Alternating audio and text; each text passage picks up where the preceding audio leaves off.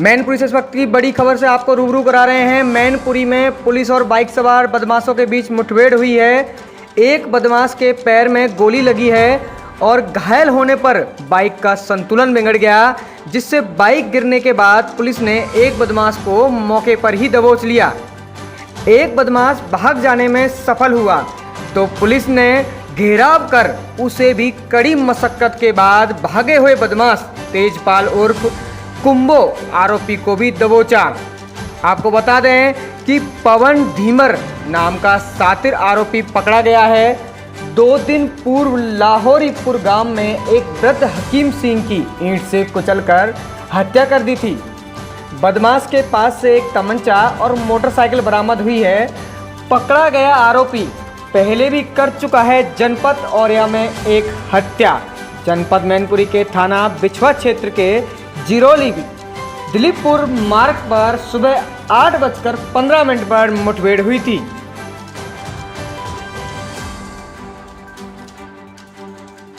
आज बिछवा पुलिस ने एक और सफलता हासिल की है सर।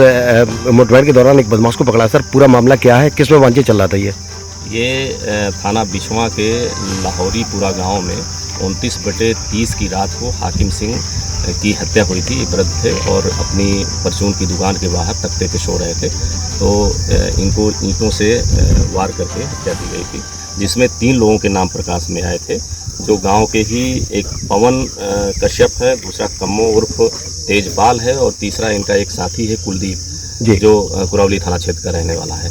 आज पुलिस मुठभेड़ में ये दिलीपपुर कैलई के जंगल में पुलिस मुठभेड़ हुई है, जिसमें थानाध्यक्ष बिछवा और उनकी टीम और हमारी सर्विलांस टीम थी।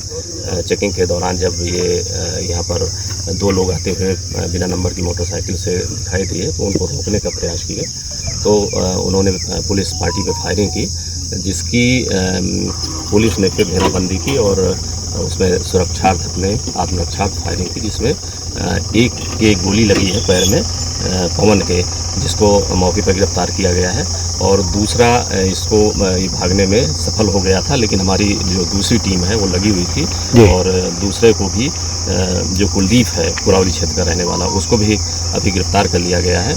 तो इस तरह से ये 2 लोग गिरफ्तार कर लिए गए हैं।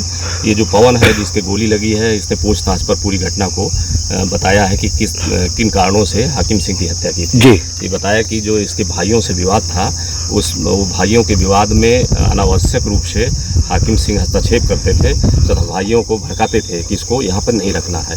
और जो दूसरा इसका आरोपी है जो कम्मो है, वो भी हाकिम सिंह से उनका विवाद होता रहता था, तो ये सब ने प्लानिंग करके उस दिन हत्या की। तो पूरी घटना की इन्होंने सभी आरोप भी की है, बताया है कि इन कारणों से हत्या करने के बाद ये फिर उस दिन भाग गए थे। सर, पकड़े हुए बदमाश की अगर जो बात करें, आपराधिक इतिहास क्या है सर?